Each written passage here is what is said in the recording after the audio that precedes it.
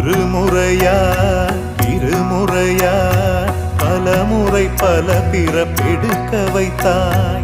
புதுவினையா பழவினையா கணம் கணம் தினம் என்னை துடிக்க வைத்தாய். பொருளுக்கு அலைந்திடும் பொருளற்ற வாழ்க்கையும் துரத்துதே. உன் அருள் அருள் அருள் என்று அலைகின்ற மனம் இன்று பிதற்றுதே. அருள் விழியால் நோக்குவாய், மலர்பதத்தால் தாங்குவாய்.